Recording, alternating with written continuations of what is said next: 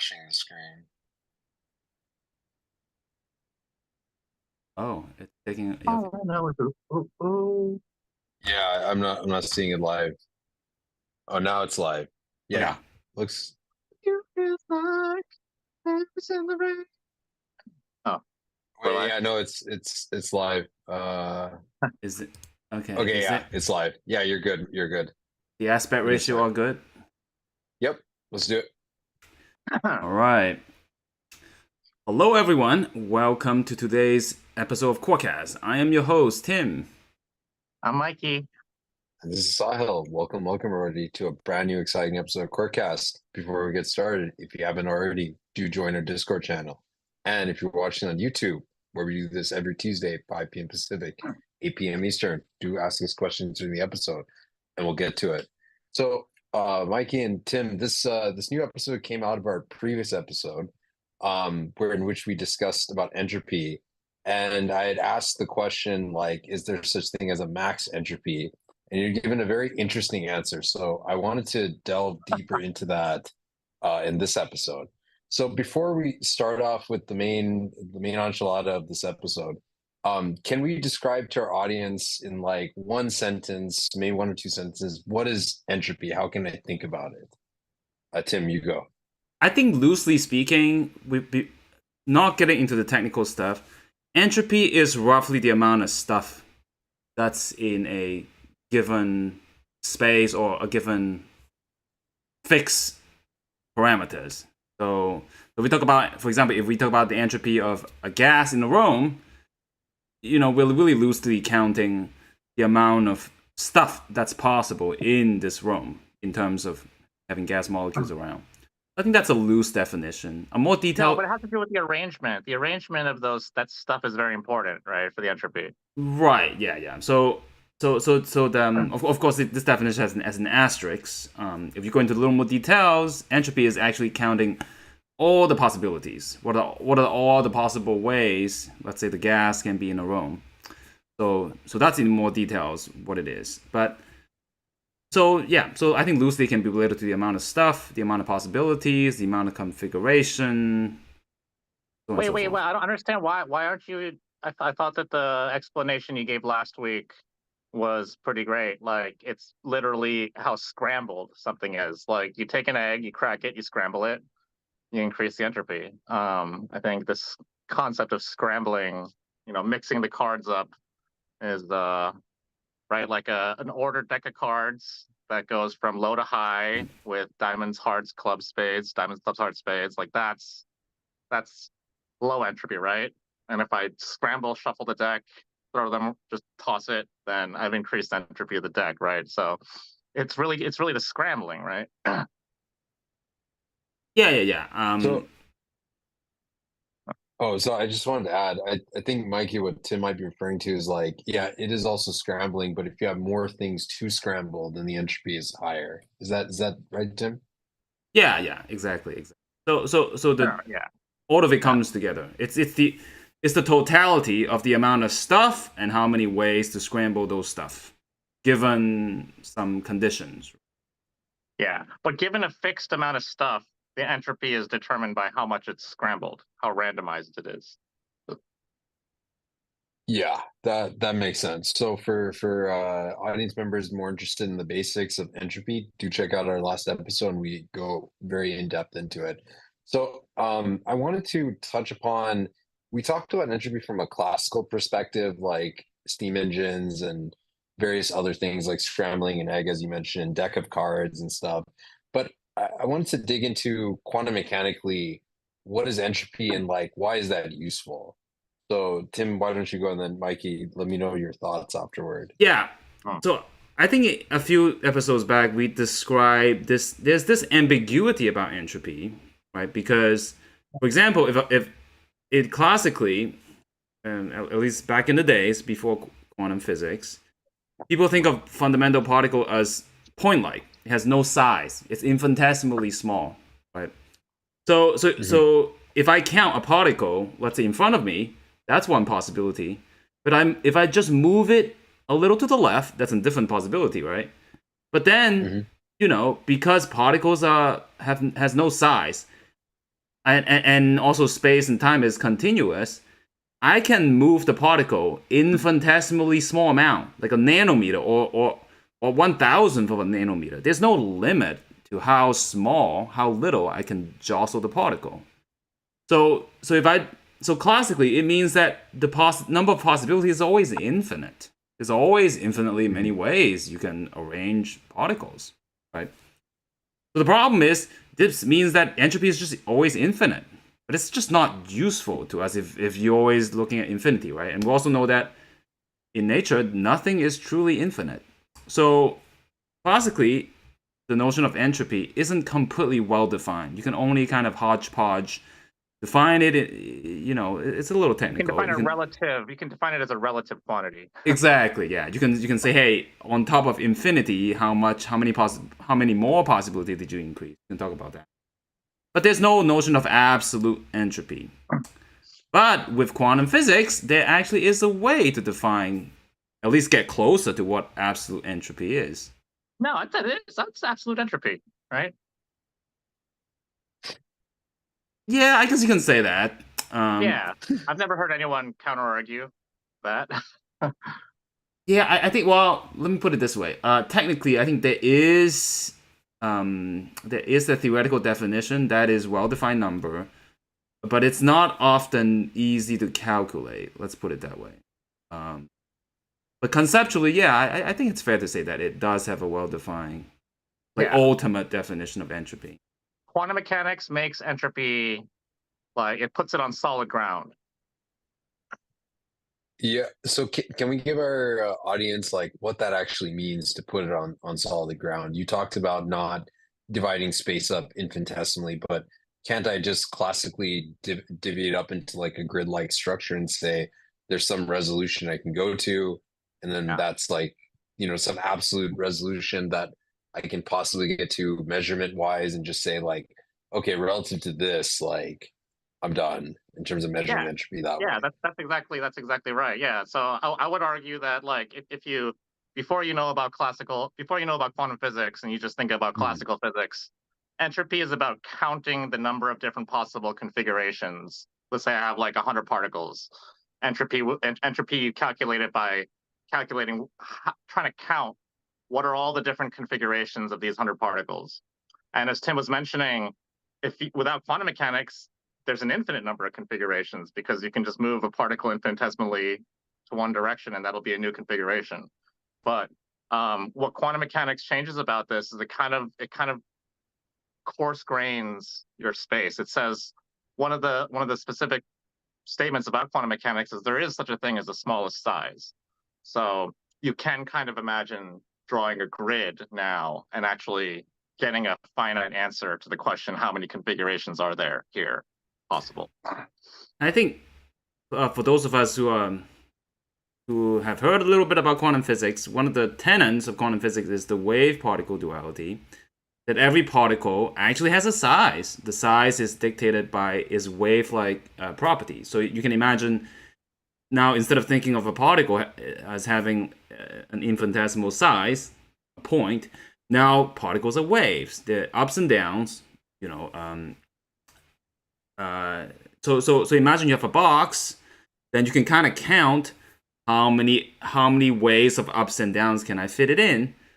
And if you think about it this way, the number is not infinite anymore, because they're only. I guess a good analogy is kind of like music, right? Like, if you have a guitar, there are only a fixed number of notes the guitar is able to play before you destroy the string. So the number of waves patterns that you can fit in a box in quantum physics will give you an absolute count on the number of possibilities. I suppose in that analogy, the violin is like classical physics, where you can kind of play any note you want, whereas the guitar has frets, and so you can only play specific notes. So you can think of the guitar as like the quantum mechanical version of entropy, whereas the violin is like the classical version, where you can't really count. With a violin, you can't count how many notes can be played, right? You can just slide your finger and create a new note that's in between, whatever harmonic scales your piece happens to be in. But with the guitar, you're restricted to these discrete levels basically, and that's what quantum mechanics brings to entropy in terms of like a robust definition. That is an interesting analogy. I think one question that comes to mind is like, so we're talking about particles as like wavelengths, but how does quantum mechanics distinguish between like composite versus quote unquote fundamental particles? So like an entropy of a proton versus the entropy of individual quarks, like that. I mean, how do you look on that? Tim, that's an interesting question. So I don't know. My instinctual answer would be that yeah, to an extent, entropy is determined by how you set the rules. Like, what do you define as Mm, your objects you're dealing with? If I am only thinking in terms of atoms, I can make a calculation of the entropy. But then, of course, an atom is made out of configurations of smaller particles. So if I think of those smaller particles, I would get a different answer for my calculation of what the entropy is. I don't know, Tim. Any of that sound Yeah, funny to you? I think that's true. Like, imagine we didn't know that protons were made up of smaller particles. Then we'll have one definition of entropy. And when we do this calculation, there'll be a small error. Of course, those errors do not matter when we talk about properties like water boiling. Like those mm, minute details don't matter. Super But how macroscopic. Yeah. right. But however, if we zoom in and let's say we heat up the proton into a core gluon plasma, then the entropy calculation would be very wrong. You really have to zoom in and count all the possibility within the proton. So yeah, of course, we don't know the full laws of nature yet, so our entropy calculation is probably a little bit off. But if, let's say, A little string bit. theory, right? But let's say if string theory was correct, and we know that strings, let's say, are the indivisible fundamental parts, then when you count all the possible strings, then you will get an absolute, error-free, I guess, entropy calculation. And indeed you mm. do. And yeah. People have done You that. trying to hint at something, Mikey? Wink, wink. Yeah, no, I mean, just foreshadowing where I know this episode is going. All right, fair enough, fair enough. So, okay, so that explains. So, quantum mechanically, you have particles that have this wave-particle duality, meaning they can be thought of as waves, and then also quantum mechanics gives entropy a firmer ground in terms of how it's measured, or rather computed, to be more precise. So now coming back to the original question that started this is there an upper bound to entropy? Now, given how you guys have described entropy, can you describe like if this upper bound does exist, then like how can I think about like what it can be? I think Right. So if you think that's about entropy in terms of scrambling, is there Okay. a maximal scrambled state that exists in nature? I don't know, Tim, what do you think? it's not obvious. I think Not obvious at all. quantum physics itself doesn't give you an answer because of course if you have a fixed amount of energy, Hmm. then there is a fixed amount of entropy, the scrambling that you can do, right? But of course, if you throw in more energy, then if you think about particles as wave, there are more ways the particles can wiggle now, right? Because particles are Ah, waves. The more energy good you point. have, the more different ways it can wiggle. So in quantum physics, you could just throw in more and more and more energy, and its entropy will go up and up and up and up and up. And there's really no upper bound, so to speak, until gravity comes in. So that is the big twist. I really enjoyed seeing your anticipatory expressions, Mikey. As Tim was No, talking. because we were talking about this before. I'm like, how are we going to talk about this? And we didn't have any good ideas, but Tim just freestyled a pretty good one. So that's So pleasing. so Tim, before we go any further, I want to double click onto why is it that if you have like more energy, do you have like more ways of arranging things or it's scrambled more? How do I relate those two concepts together? Yeah, I think when you count the number of possibilities in quantum physics, one way to do the counting Mm, is just to count the number of ups and downs in your waves, right? mm, And there's one fact that we repeated many times in quantum physics: the more energy you have, the kind of the shorter the wavelength a wave is. That means the more wiggles it can have. So it also means that when you have more wiggles, you I mean, look, the possibility of having fewer wiggles is always a subset of having more wiggles, right? So by definition, if you have more wiggles, you always get more possibilities. It just, I don't know, more stuff to distribute around, right? It's like you're having more and more currency, right? So, so yeah, so these two facts in quantum physics, just doesn't give you an upper bound in entropy. Wait, doesn't or does? It doesn't. Quantum physics alone doesn't. Okay. True. And then, so now, Tim, you give a telling statement that when gravity comes in, something happens. What happens? I mean, this is very fundamental, right? Like, okay, yeah. I mean, Tim, I'll let you go ahead and explain what happens when you try to pack too much energy into a small area. I think this is a point that we repeated many times in various different episodes, and this is absolutely fundamental. It's worth repeating.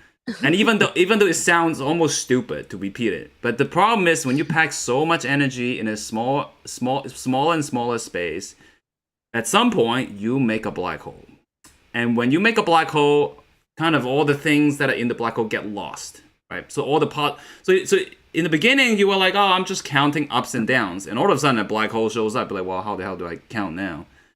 And there's another effect about black hole is that, well, the more energy you put in, the black hole grows. The black hole is kind of like a cosmic censorship, right? It kind of stops you from doing what you want to do, right? So let's say you're like, I don't like this. I want to put even more energy so that I get even more entropy. Well, the black hole just gets bigger. And at some point, you put in so much energy, it just swallows your entire system. So, like, you're just trying to count all the possible ways a wave can go up and down in a box. Now, all of a sudden, you have a black hole now. It completely thwarted your plan of doing this counting exercise to begin with, right? So it tells you that something is amiss. Something got screwy when you're trying to do this, and it means that, that there's a limit to how much you can increase the entropy of a system. Yeah. Well said. Yeah. So I guess okay, so if you put in enough energy into a small enough space, you get a black hole. That to me makes sense. One piece that I still want to elaborate further on or elucidate further for the audience is how does a black hole like scramble things? Like, what does it mean for a black hole to scramble things? Like you're counting, let's say you're doing this experiment, you're counting like things that are like going into the small space. At a certain point turns into a black hole, then you lose track of what you counted, or like, and then what happens after that? God damn it! Why do you have to ask the hardest questions? Because I mean, like the official answer is we have no idea what happens. But I think that recent research has led to some intriguing hints of what could be happening. I think the evidence we have is indirect, right? And the reason why black hole seems to be such a great entropy generator is because, like, black holes are like the ultimate cosmic amnesia machine. Like, imagine you commit like a horrible crime, like murder, whatever, and you just take all the evidence, just toss it into the black hole. Well, it's gone. No one can ever retrieve it, right? Because what are you gonna do? Jump into the black hole? You're not gonna come out. So but then in quantum physics, we know that information is conserved. This is one of the sacred laws we covered many episodes back. So like the content of the evidence of some crime is still there. You toss it into the black hole, doesn't mean that it's gone. So it's left one possibility, is that all that information got completely scrambled up by the black hole. It's like, wait, is it worth taking a step back and talking about the history? Because literally, what black holes were discovered by Schwarzschild in 1916 or whatever. Yeah, I think during World War I or something like that. Yeah, 1917. Yeah, he literally wrote down the equations while he was in the trenches. I think he might have died there too. I don't know. It's kind of sad. But for the better part of 60 years, everyone so what is a black hole? A black hole it's an object kind of like a star, but it's an object that's so massive that everything gets sucked into it. Nothing can escape. Even light can escape. So for the better part of like 60, 70 years, it was pretty much everyone just assumed that whatever goes into a black hole is lost forever. As Tim mentioned, like, you could commit a heinous murder and just throw your incriminating evidence into a black hole, and no one would ever be able to retrieve it because it's like a one-way portal into some abyss.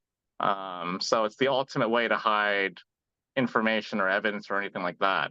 And it was only like in the late 80s or 90s that people started to realize, well, hey, this doesn't really make sense, because if a black hole is really just a one-way portal, then that means it doesn't have a temperature, and everything has a temperature, right? Because temperature is radiation. It's like how much heat you're giving off. So black holes have to have some kind of temperature. It doesn't make sense for temperature to suddenly disappear when a star explodes. So people started investigating this more closely, and they realized that actually the things that fall into a black hole, they're not completely lost. If you throw your murder weapons into a black hole, it is possible to look at the black hole and kind of reconstruct what happened. But it's super, super, super, super hard. It's so scrambled that it's the most challenging task in the entire universe would be to try to, like, literally, I'm not even like exaggerating. The most challenging task in the universe would be to try to recreate the events of a murder after the incriminating evidence has been thrown into a black hole. Like, even in conceptual. Mm-hmm. Gotcha. Anything you want to add to that, Tim? Yeah. I would say these, when you combine, I mean, there's a popular law that gravity and quantum physics, there's this conflict, and at the apex of this conflict is the black hole. And when you combine all these little facts, like we don't have direct evidence, but the fact that the information has to be preserved, and somehow black hole just kind of evaporate, just destroy all kinds of evidence. The only way to reconcile this is that black hole has to be the ultimate scrambler. It's like the ultimate casino. It's the best at shuffling your deck of cards, right? Basically. So this is the only possibility. Knife and scramble it. It'll take your bloody knife and scramble it to a point where it'll take trillions and trillions of years to figure out there was a bloody knife. If you're lucky. Yeah. Yeah. Not to sound like a secret murderer, but yeah, and this is not scrambling the conventional sense, right? Like it's not even that it takes apart the atoms and just like rearrange them. No, it takes apart the literal quantum information bit by bit, completely blow it apart. Like it's not even, it's beyond atomization, right? This is like the ultimate fragmentation of stuff anywhere in the universe.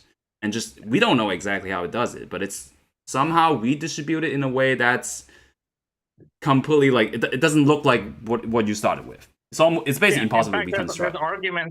There's arguments that the very laws of physics that we use to describe the object don't even make sense once it's been swallowed by a black hole. You have to literally adopt an entire new set of laws of physics to describe what happens after that. So it's like literally conceptually scrambled. Yeah. So if you throw something into a black hole, then and you don't want anyone to find out, like a journal entry or your private diary, it's pretty safe at that point. It's as safe as can be. The safest as can be. Yes. The maximally safe way to hide your secret. Yeah. Well, unfortunately, there's no retrieval, I assume. It's just a one-way thing. No, people have done calculations about how long it would take to recover certain pieces of information, and typically the answer comes out to something like 25 times the age of the universe, like at maximum efficiency. Oh boy. Okay. Yeah, well, I look forward when this technology is invented, like these miniature black holes in which you could toss things into. Yeah. So one thing I wanted to ask about is, now if we look at this maximal entropy of the black hole, and I throw more things into it, it grows bigger, so the entropy goes up. Does that mean like it scales with the volume, or like how should I think of it? 'Cause classically, I think about like a box of gas, and if I put in more particles, there's more configurations, and it's based on the volume of the box. So I'm wondering, like, does the same thing apply to a black hole? Oh man, that is such a leading question. Yeah. And I mean, I would say the answer to this question is one of the biggest surprise of modern physics, right? yeah, It well, turned if you say it, it doesn't sound like it should be a surprise. yeah, There and we go. Go ahead, Tim. I mean the answer is that it actually scales like the surface area of the black hole. It does not Yeah, scales like the volume, and it's initially when this law was discovered, people were very confused, and some people I didn't even think they believed it. It's like yeah, most people didn't. yeah, It's ridiculous. yeah, it's ridiculous because if you kind of go back to in the beginning, like Yeah, like going every over. example, like he was talking about gases, box of gas, Mhm, everything scales like volume. Everything scales like volume. How can it be that this one thing doesn't yeah, make any sense? and particularly because the intuition of entropy is that it's the amount of stuff, right? And the more space you have, you should just have the amount of stuff should just be proportional to the amount of space, right? But then people think a little bit harder. It's actually not that insane, right? Because you can never retrieve stuff from the black hole. And the only thing you have access to is close to the surface of the black hole. Because what is the surface of the black hole? It's the point of no return. It's the surface where if you just go a little further, you will never be able to escape. So whenever we see a black hole, it's kind of like the only thing you'll see is this surface. And in fact, if you watch some videos falling into a black hole is kind of this really curious object that as you fall in, the space get warped, right? So the interior of a black hole doesn't really make too much of a sense. No, that has no operational definition to us. To us, a black hole is only its surface because it's a point of no return. So whatever's going on, yeah, it's not even all of the paradoxes about black holes have arisen from stupid humans insisting that the interior has to make sense from the outside. But the area law teaches us, the fact that the randomness of a black hole depends on its area, where everything else depends on its volume, means that black holes are special. It means that they only exist as a surface. What's going on inside of a black hole is probably a whole different universe, literally. Yeah, so even though this answer is surprising, in some sense, it's inevitable. Like the area is the only thing it can be. So this is the well-known Bekenstein, I don't know, entropy for a black Hawking. hole. Yeah. Hawking, yeah. Yeah.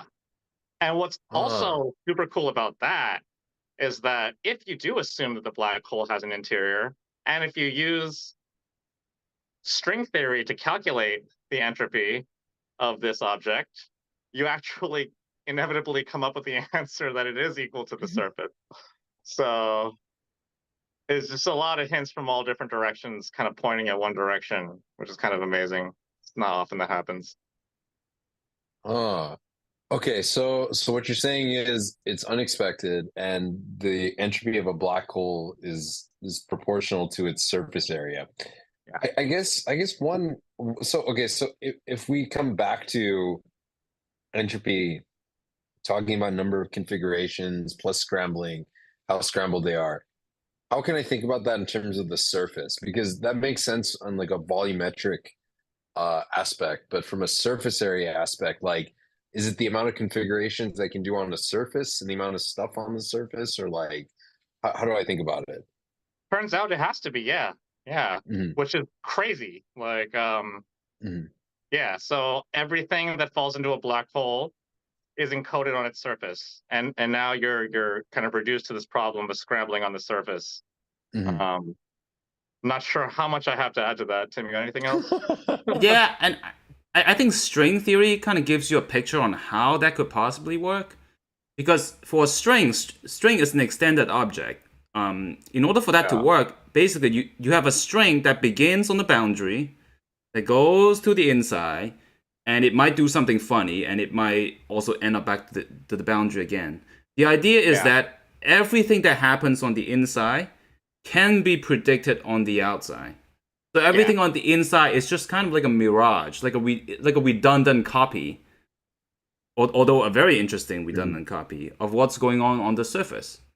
Yeah. So because of that, the inside actually doesn't contain any more possibility than the outside. So as a result, this area, and this is the way that the area law can kind of make sense, at least somewhat intuitively. Although to say that it's intuitive is probably like no one really knows, but it is what it is. But the fact that you do two calculations in completely different ways and you get the same answer, that's a really big hint that you're on the right track. And just to clarify what Tim said, a string has, if you look at a string has two endpoints, right? And those two endpoints are points. So when we do this calculation about black holes, we imagine a string whose endpoints are on the surface, and we calculate, the kinds of vibrations that can happen in the middle, and we find that there's a one-to-one correspondence between the vibrations in the middle and what's happening on the ends. And that's kind of the basis of, what we call dualities in physics, where you can have two different descriptions that seem different but actually describe the same phenomenon. Wow, very, very interesting. I guess like a natural question is, where does this like transition happen? So when I look at classical physics, particles in a box, you talk about like volume in terms of entropy. And then when you go to this really extreme case of the black hole, you get this area law. So that the entropy follows the area, the number of configurations.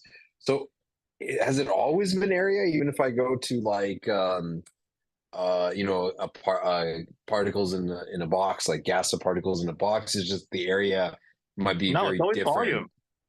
It's always volume. It's just when you get a black hole, it suddenly turns into area, and it's like totally confusing. No, but I think it depends on sure, for black hole it scales like the area, but I think the leap of faith is that that black holes aren't special.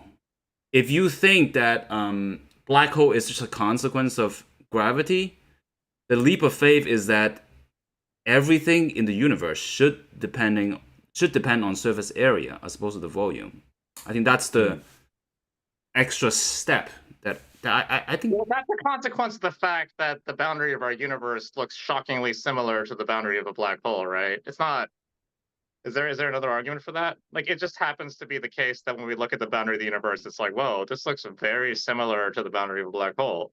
And that's probably a whole nother episode, but yeah. And also, it's just that because there's a cosmic speed limit at the speed of light, this causes a very natural way to segregate universe in different ways, right? Because light can only travel so far. Then there are these natural boundaries that sets up, and it means and it just tells you that when you add gravity in your physics, boundaries just tend to get created. So it's not such a crazy leap of faith to think that everything was a boundary to begin with. Like and the most extreme version is that the universe actually has no interior. Everything that happens only happens on the boundary. I guess kind of coming down to a more down to earth example, because we covered a lot of different things. You mentioned a whole bunch of different really interesting things, but I wanted to ask this question again about like if you take this leap of faith, saying that all the scrambling exists, or all the number of configurations, which is scrambling in the amount of stuff, occurs on the surface of some object. How can I think about that? Let's say the universe were like, just a bunch of I guess like this box of particles bouncing around. How would I think of that in terms of this this leap of faith of looking at the surface area? I think a good example is kind of like a TV, right? Like we look at TV, you watch a movie, I don't know, Lord of the Rings. You see Gandalf walking around and all the characters carrying the ring and fighting monsters and whatnot, right? And if you look at a universe like that, you can count, how many people are in the movie, how many trees are there, and you can count the entropy, right? But if you really zoom in, like take a microscope and just look at the TV itself, hey, the TV is just literally made of these little pixels on a 2D screen, right? Like all the all the apparent information, all the seemingly 3D perspectives and all that, it's nothing but a mirage, kind of like a reinterpretation of your pixels. So if we think of it like that, one could argue that whatever is happening to the boundary of our universe is kind of like a really detailed, probably way more than 4K, but like, I don't know what the resolution is. It's like the ultimate high No, def. it's a perfect resolution. It's Yeah. it's a perfectly faithful resolution. That's what ADS-CFT says, right? Yeah, it's as high as possible of a resolution. Exactly. The most high def TV you're gonna have. And then what's happening in the inside is just kind of like a movie getting played out by all these, I don't know, these abstract LED lights projecting things being played out in the universe. I would push back only in one way and say, like, because I mentioned kind of alludingly that like the boundary of our universe looks a lot like the boundary of a black hole. And there's a very specific reason why, which we'll probably have to dedicate another episode to, but it's the fact that the universe is expanding. If the universe wasn't expanding, there would be no real reason to make a connection between the interior of our universe and the interior of a black hole. But the fact that the universe is expanding, and yeah, again, I don't think we have time to get into this, probably worth another episode. That particular fact, the fact that our universe is expanding, makes the boundary of the universe look very similar to a black hole. So personally, I believe that we're sitting inside of a black hole right now. Of course, never going to be able to test this, but these ideas about like how what we do here and now are sort of like recorded on the boundary of the universe, something that goes by the name of the holographic principle. I think it's not exactly similar to just a TV. Like there's a very specific set of reasons why this broadcast to the boundary of our universe is occurring. Well, I guess one question, maybe this might be another episode, as you're saying, but one basic question is like, what would be the boundary of our universe? Because if I'm like, here on Earth versus if I'm on Mars, the boundary could slightly shift. Oh, it's totally right? shifts. Yeah. But same with the black hole. Yeah. Wait, how is the same with the black hole? I mean, space and time are so twisted in a black hole, even like from a classical perspective, like depending on where you are, the boundary would look like it was in a different place. So that's all kind of harmonious with the idea that like literally me and you being separated across the continent, we have different universes. You live in one universe, I live in another universe. They happen to overlap very closely because they're so close to each other.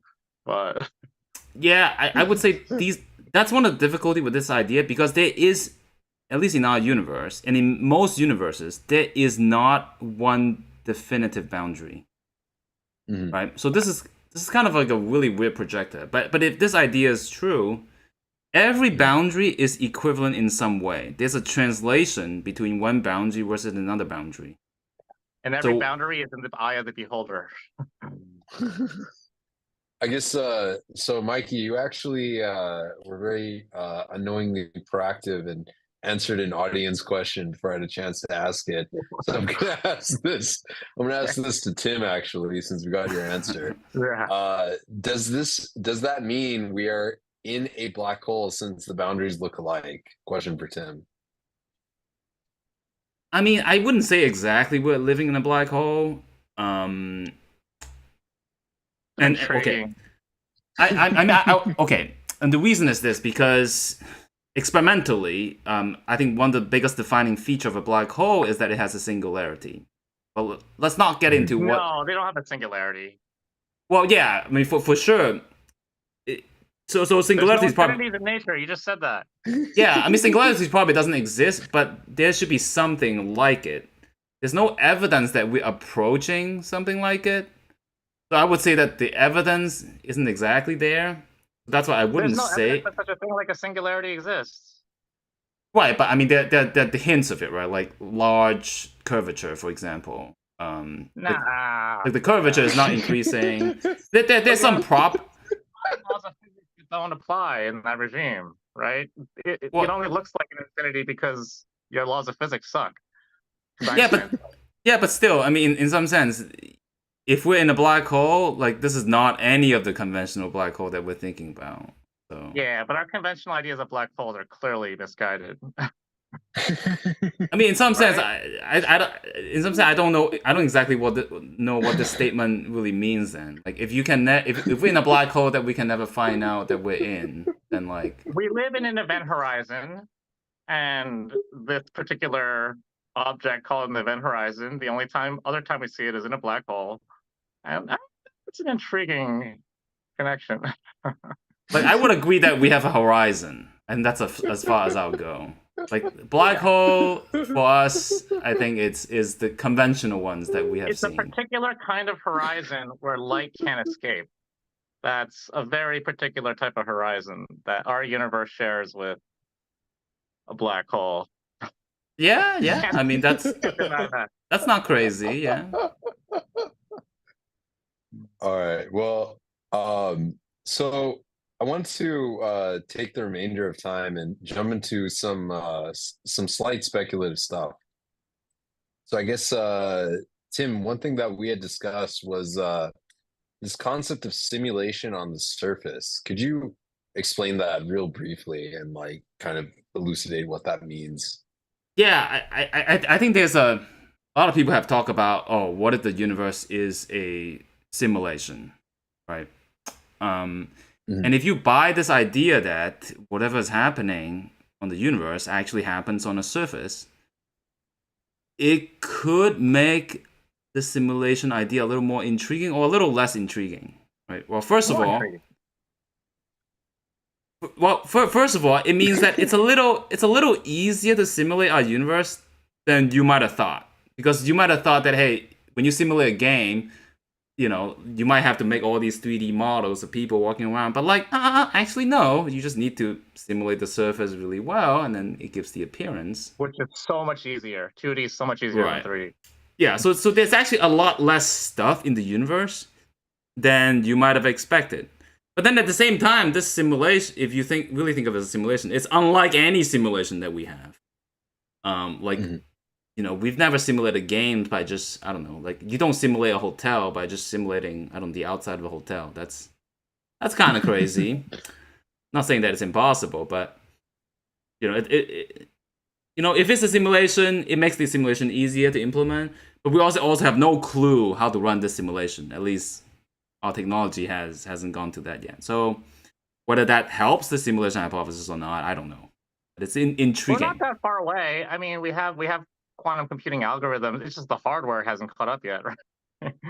Like if we wanted to simulate a universe in a quantum computer, if we had the hardware, we could do it.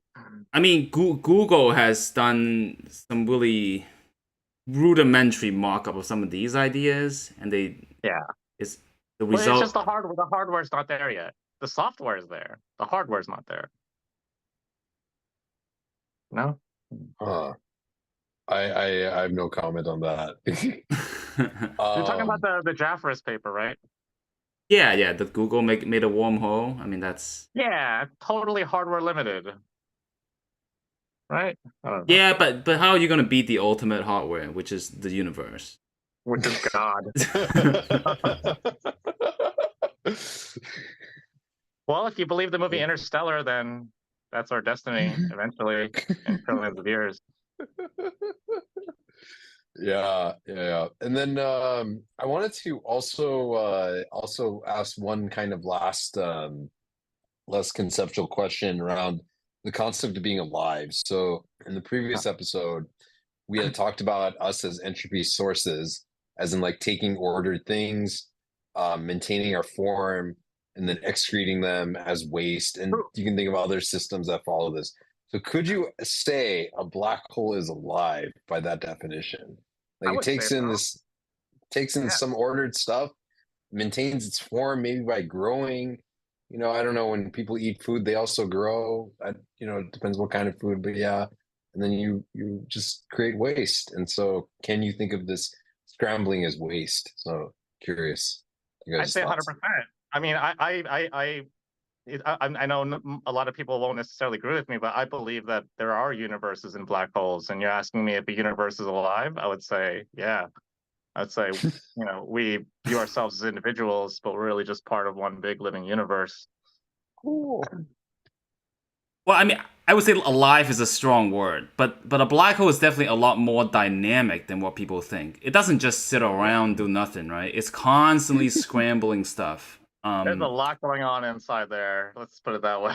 Yeah, and if you kind of follow this idea, like for every living being, like you, me, or like a cat on the road, squirrels on a tree, in our universe, it seems like we are one entity, right? Like we have our individual, like my hand belongs to me, my leg belongs to me, right? But that's just one perspective. If we buy this idea that everything that's being played out is actually some really weird, scrambled mess on the surface of our universe, we kind of lose this individuality then. Like maybe my head is like one direction in the universe and my leg is like has something to do with the opposite end of the universe.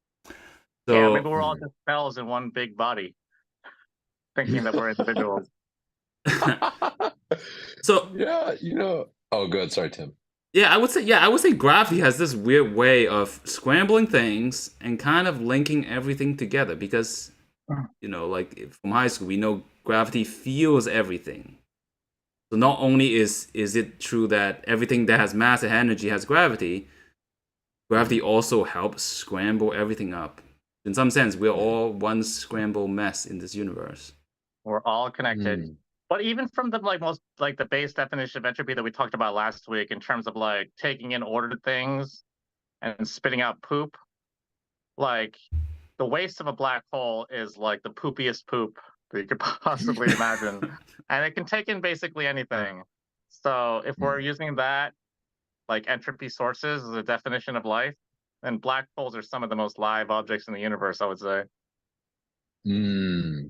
I guess then one other question I have is in the previous episode we talked about how when you scramble things really well and it's a large enough number of things you're scrambling, you'll get pockets of ordered things. So is it feasible that because black holes exist and they scramble things a lot, that like we're here because of the existence of black holes and their ability to scramble things?